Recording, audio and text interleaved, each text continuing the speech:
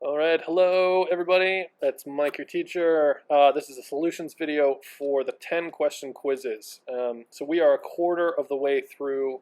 This is day 11, and this is the solutions video for all of the 10 question quiz problems, all 10 of them. So should be the most current one for about the next 2 weeks, and then I'll make another video. So let's get on to the first question.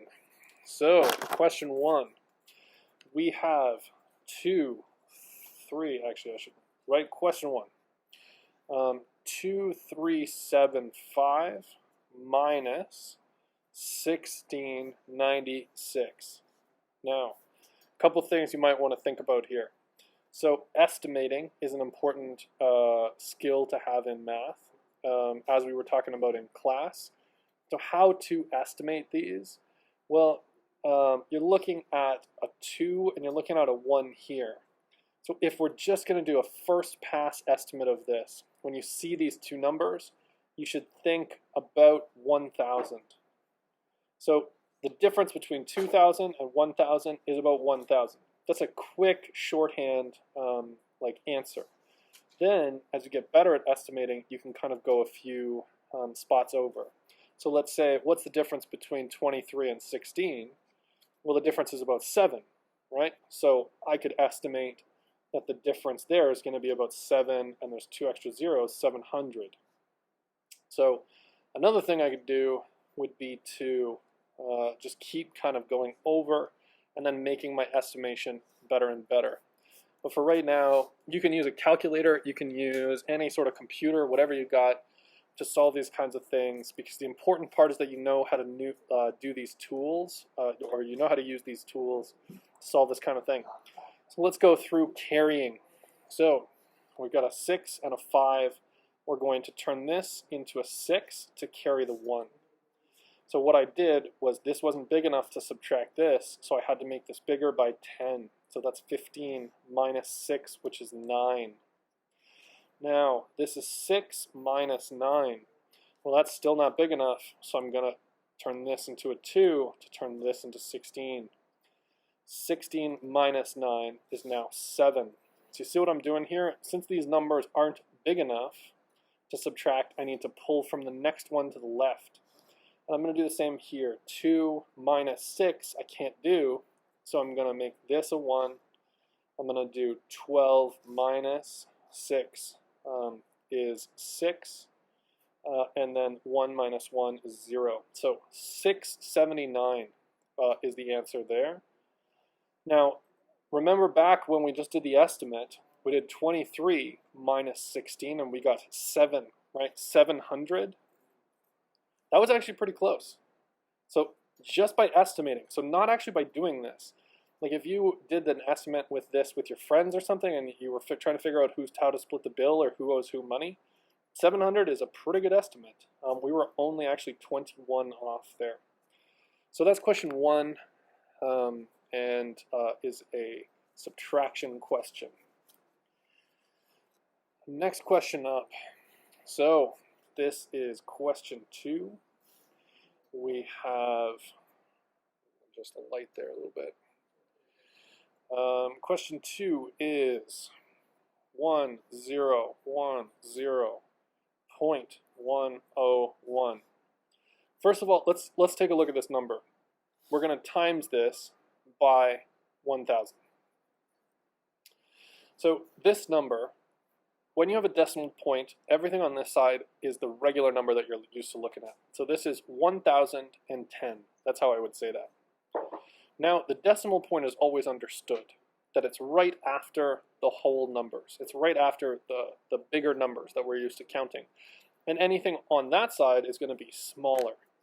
So this number might look weird, and it is a little weird, but this is then a tenth, this is the hundredth, and this is the thousandth. Those are the columns. So I would read this 1010.101 would be the easiest way to read that. So what do I do to this when I multiply by 1,000? Well, 1,000, and let me write that bigger there, multiply by 1,000. 1,000, let's remember, there's a a phantom decimal point there. So it's 1000.00000, whatever. That's the same number. So don't forget that there's always a point. So let's erase that because we don't need to write it. It's redundant, which means that it's just like something that you don't really need to write because it's assumed. Whenever you multiply by a number that's either 10, 100, 1,000, 10,000, a million, you just count the zeros and you add them to the end. So what do you do? Well, if I just do this, 0, 0, 0, did I actually change that number? No. The decimal point is still in the same spot. It's still 1,000. I didn't make this 3 times, or 3 orders of magnitude is how we say this, bigger. Those zeros are like not in the right spot. Okay, so we can't just add zeros. We're actually going to add zeros by moving the decimal point. So the decimal point moves over 1, over 2, and then over 3. So those 3 zeros in the times 1,000 move the decimal point over 3 times to the right. 100 would have moved it twice, and 10 would have moved it once. So you just count the number of zeros and you move the decimal point however many times, rather than just adding zeros when the decimal point is in there. So the final answer to this one is 10101001. That is, if we're going to read it out, 1,010,101, which is a bit of a weird number, but trying to give you weird numbers to make you think. So that's question 2. All right, question 3. Now we were talking about kilometers before, so this is question 3. Don't forget, 1 kilometer equals 1,000 meters. Right, that's just a thing that you should know. A meter is about a step. A kilometer is about 3 laps around a track on a normal field. Now we're talking about meters, so 1 meter equals centimeters, and it equals 100 centimeters. Centa is a prefix that means 100. So if you're a centurion, that means you've been living for 100 years. There's a lot of centipede means 100 legs. There's all sorts of words with that prefix, centimeters, so it means 100th in this case. So if 1 meter equals 100 centimeters, in this question we're asking for 870 centimeters. And if you know this line, and let's actually get rid of the kilometers because we don't need that for this. In this line, we have 1 meter equals 100 centimeters. If we increase this to 870, we've actually multiplied that by 8.7. So 8.7 times 100 gets us to 870. And so that multiplication we did there has to be the same thing here. So we're multiplying by 8.7. So 8.7 meters equals 870 centimeters. That's how to do the conversion. You start with what you are at. You go back to the original sort of translation of 1 meter equals 100 centimeters. And then you move through 1 meter and you scale it back up in the same amount that you did over here. So that is the answer to question 3, which is 8.7 meters is what we were looking for. You could also go backwards by doing the same thing. Question 4. So question 4, we got 10% of $630. All right, things to keep in mind. If I write out $630, there is a point here, 0.00, because I'm giving you $630, not $630.25. That's what that would look like. I'm actually giving you the full $630 with the decimal point. So 10%, how do we do that? The easiest way and the easiest trick is taking that decimal point and moving it the other way. So, you know when we were timesing by 10, it moved this way? Well, we're not doing that. What we're actually doing here is dividing by 10. So we're moving it to the left. And that makes sense, right? 10% is smaller. 63.00 is what we would have got. And that is 10% of 630. So that's the connection there between those two numbers, and you do 10% by moving the decimal point.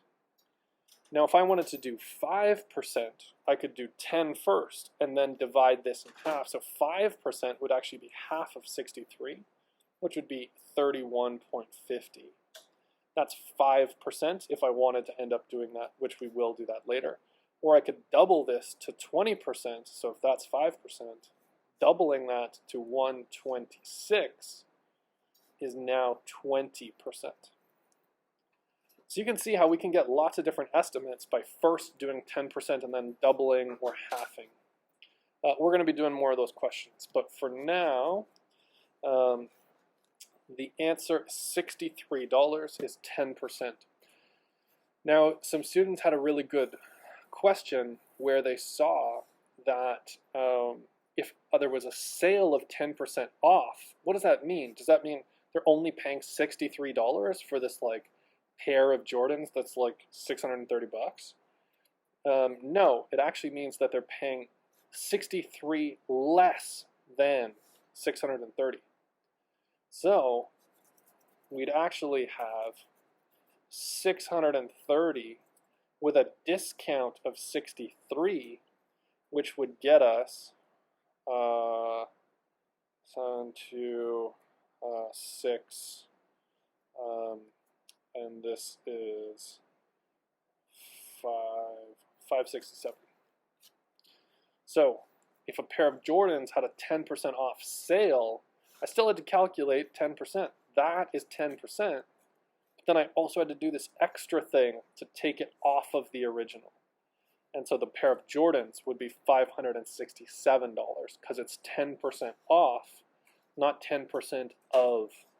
And that's really important. When you see of, it's just the one step. If you see off, then it's the second step as well.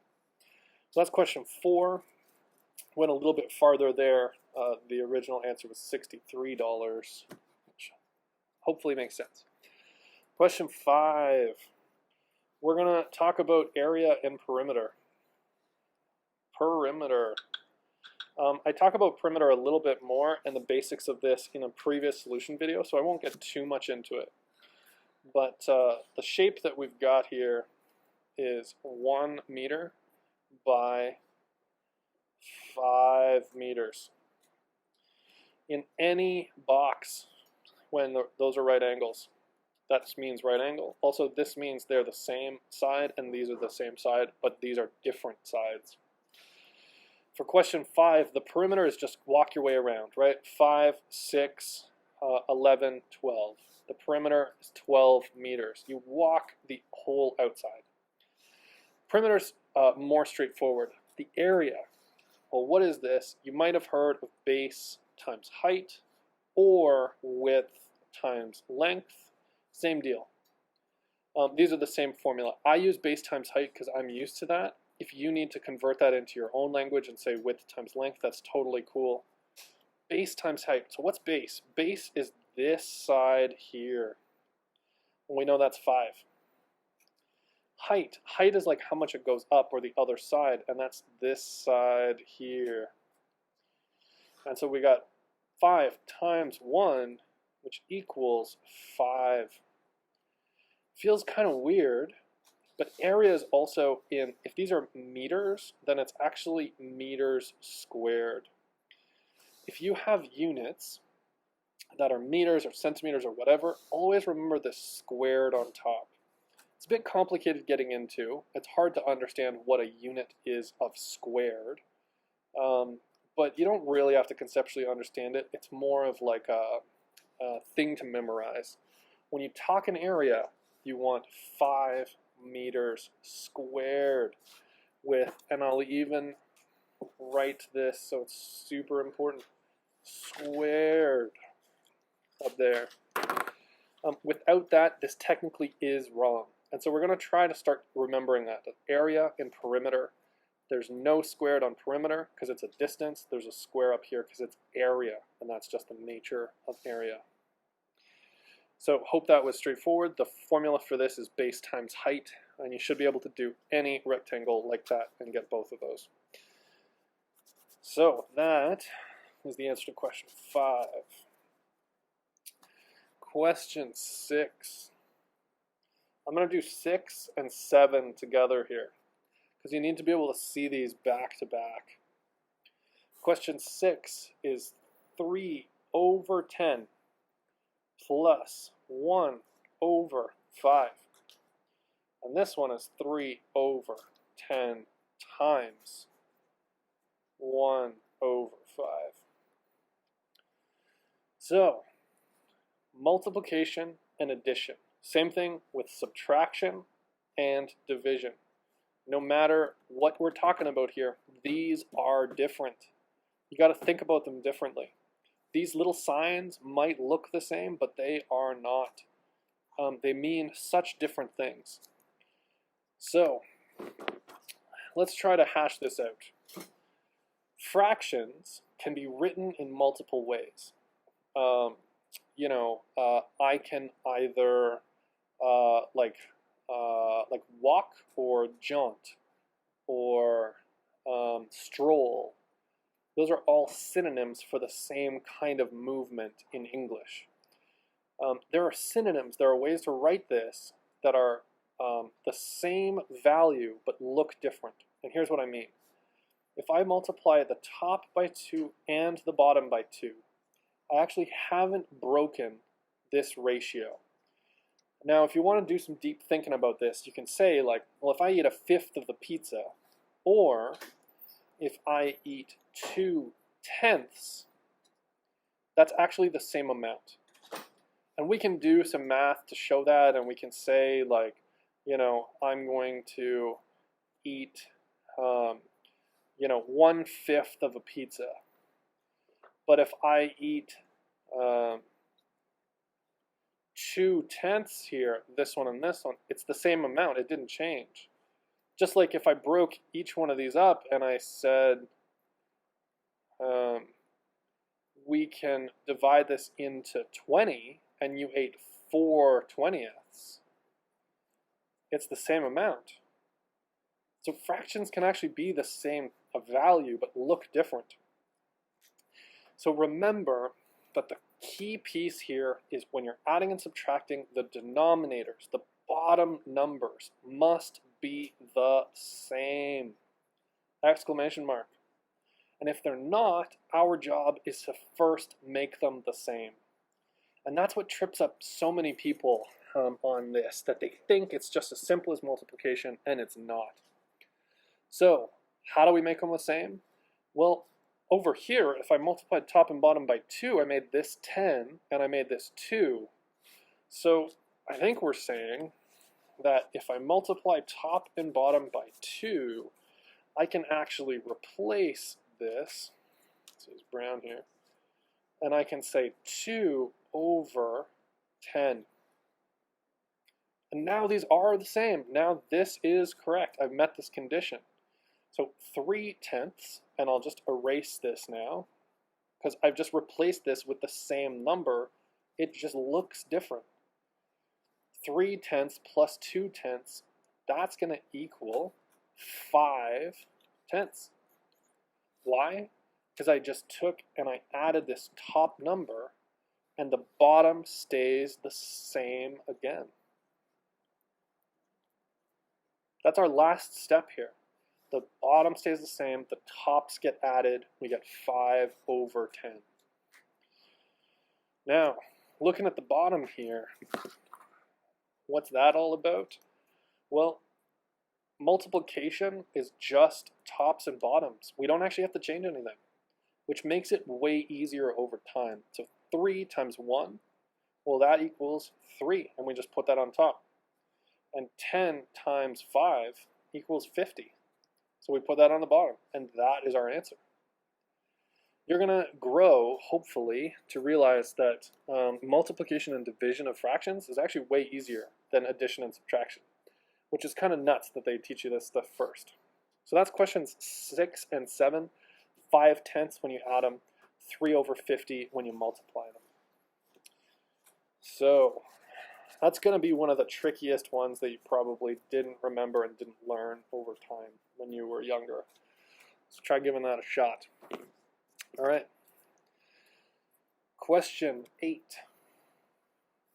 In question 8, we have 6 squared plus 5 squared. What is this squared? And why is it a thing? Honestly, I can give you a bunch of science reasons. I could tell you about the origin of this, but like you probably don't care. It's just a thing you got to memorize. Gravity points down, you get that. Friction is a thing. When you throw something across a table, it slows down. Squared means take this number and multiply it by itself. That's literally just what it means. Squared means take this number and multiply it by itself. It does not mean 6 times 2. That is not true. Erase that from your mind. It is 6 times 6. So that's what the squared is, plus 5 times 5, because it's 5 squared. 6 times 6 plus 5 times 5. We do the multiplications first. We get 36 plus 25. You can do that on your calculator if you need to. And this plus this is 61. So 61 is the answer to this, remembering that these squareds mean multiply by itself. Hopefully that's something that you can remember there. All right, so on to the last 2 questions. These start to get a little harder here. Question 9. Question 9 is 2 equals x minus 4 over 2. Now, we were doing questions before that were just like 2 equals x over 2. We didn't have that extra 4. And that's the questions that we were doing before. So to like gut reaction this out, I got some number, I divide it by 2, and I get 2. Well, like, if I give you half my money and I still have $2, I started with 4. That's easy. So I didn't even need to do the math, and I got through just kind of being lazy and like gut checking. But the second this starts to get more complicated, and it's gonna get more complicated, there are so many steps that you can do, and you need to know the order that you can do them.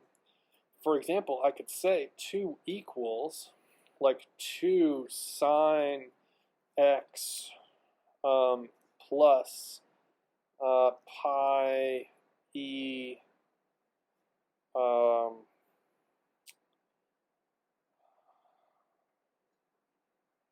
e to the x over top of like 8 x plus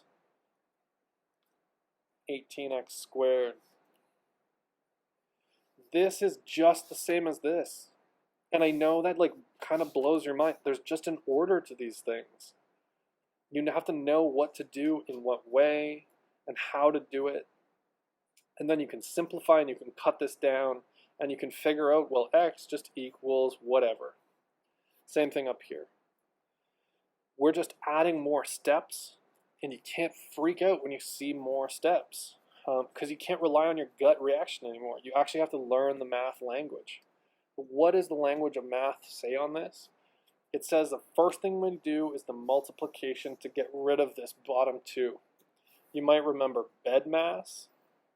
If you're really struggling with this, look up BEDMAS on Khan Academy. That's essentially the order to things and how you reverse it. We're doing multiplication here before we're doing the subtraction. So that's one thing to look up. And the other thing is, this is algebra. This is what algebra is. It's the grammar of math. So those are things to look up if you're really struggling with this kind of question. First steps first, division turning into or canceling. We're going to multiply both sides by 2. Multiply by 2. That was kind of terrible.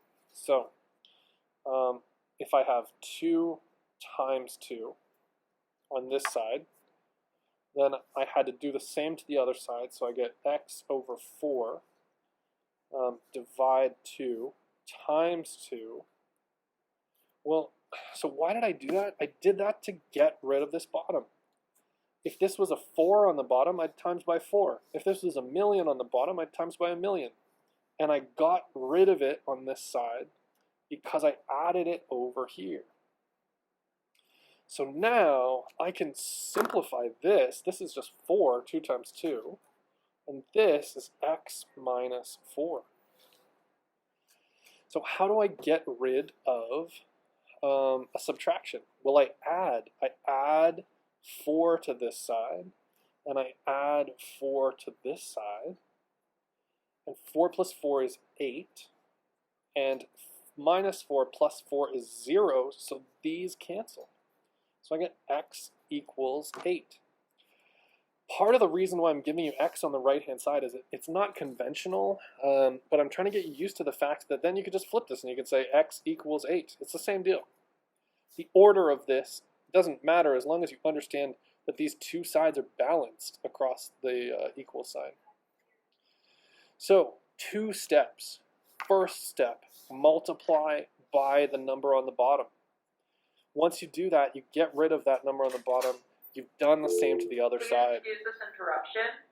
Raven, please return to class. I Raven, will please just return to power class. through here. Thank you. So you've changed this side and you've changed this side equally. And now you've got this minus 4, so we add 4 to both sides, and now you're done. That's the solution. There's 2 steps. Multiply first, then get rid of or do the opposite of the plus or minus to both sides, and you get your final answer, in this case, of x equals 8. So I will, that's the final answer there. And then question 10, last question. We are graphing, and we are going to graph y equals 10x. Okay, first things first, you always make a t-chart. What the heck is a t-chart? A t-chart is when you make a big T. Then you put x and y on either side. Then you pick values for x and you see what y equals. So really try to think about that. We are going to always pick values for x and see what the outcome of y is. Why is that the case? That's kind of just a convention. We could do it the other way, but then we just all have to do it that way, and we just started doing x, so we're going to keep doing x. And we're always going to start with x equals 0. Why? Why did I choose 0? Because 0 is a super easy number, and I'll give you an example. X is 0. Well, then we have y equals 10 times 0. You could do this on your calculator. What's 10 times 0? Well, y equals 0. And that algebra that we just did, by putting that value in, ends up getting us a value of y equals 0.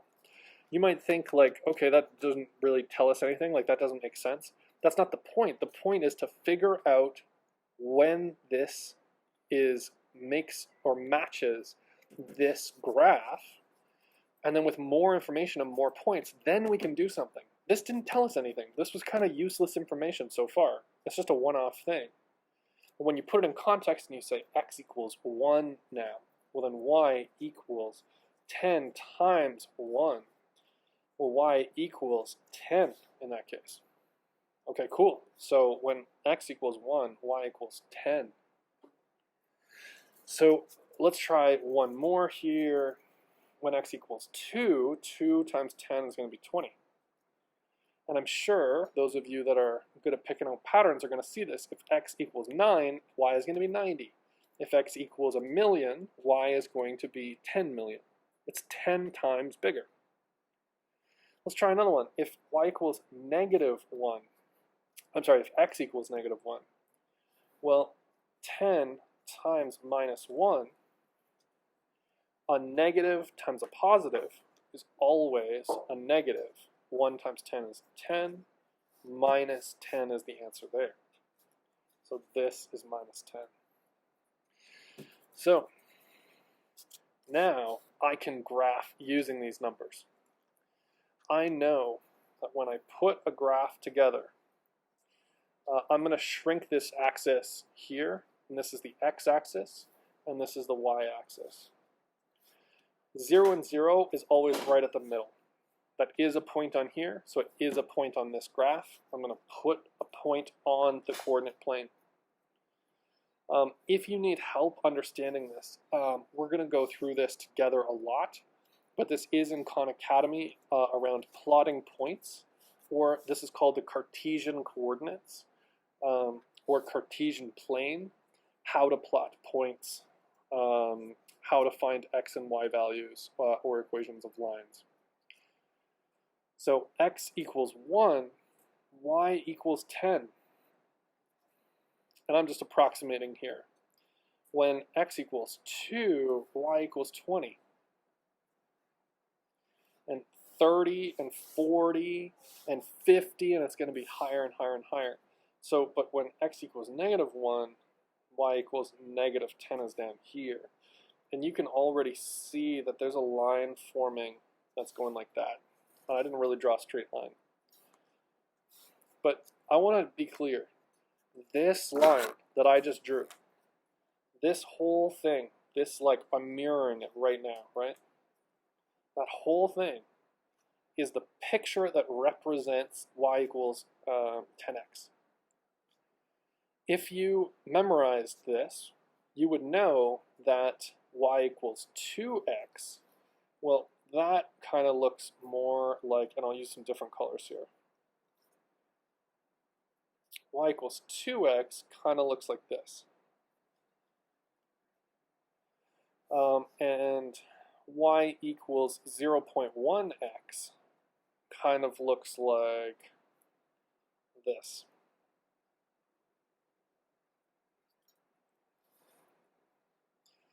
So I can plot these different lines on here, and I can then start to do even more complicated things.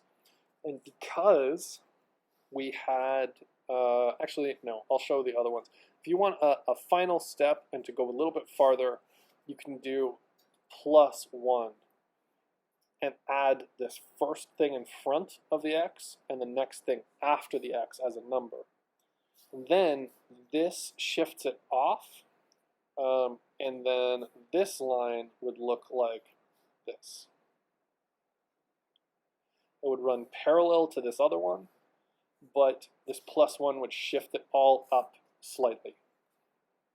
So that's question 10. Again, I went a little bit farther there. The purple line is the answer that you were looking for, and the brown line is us starting to think about how do these two things play into each other. And eventually the next step is going to be y equals mx plus b. This moves it up and down. This tilts it at different directions. And then we can get a line and we can put it anywhere based on these numbers. So that's everything. I'll leave it there. If you have questions, let me know. And don't forget to do Khan Academy stuff on your own time. Thanks very much.